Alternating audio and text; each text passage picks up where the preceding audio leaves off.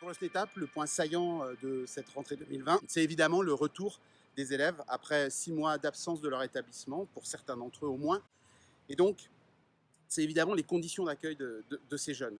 Sur le plan pédagogique, on le sait, il va falloir accompagner ces élèves, les aider, des remises à niveau, des soutiens. Et donc pour ça, il faut des moyens. Et ces moyens, aujourd'hui, c'est ce qui pose problème, puisqu'on ne les a pas dans les établissements. Ils existent, on le sait, mais on n'a aucune information aujourd'hui sur ces moyens, dans quelles conditions ils vont être distribués, à qui, dans quelles conditions. Et donc c'est ce qu'on demande aujourd'hui, nous, à la DGER, de faire en sorte que le plus rapidement, ces moyens soient dans les établissements et profitent aux élèves qui en ont véritablement besoin.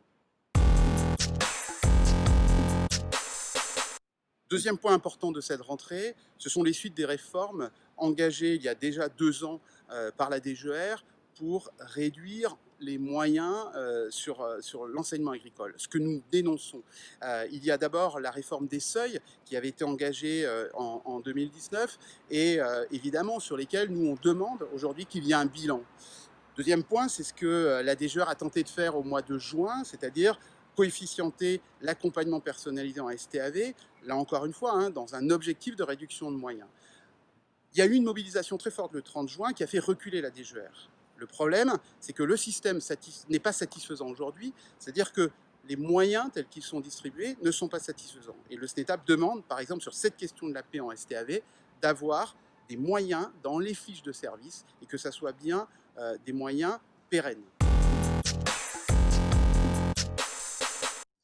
Autre sujet, c'est la réforme des BTS, avec notamment le passage en 100% CCF.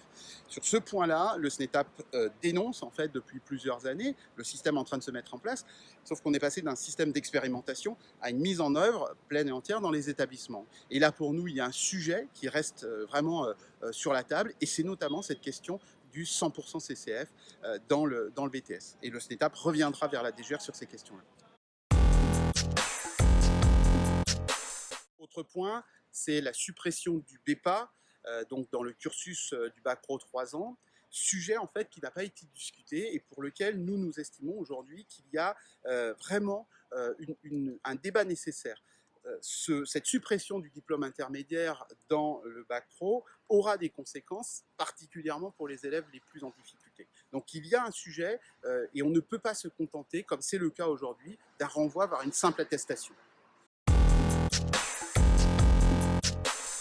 Autre point de cette rentrée 2020, c'est la question du numérique éducatif. Après la période de confinement, on a vu évidemment une partie importante de ce numérique éducatif prendre une forme différente.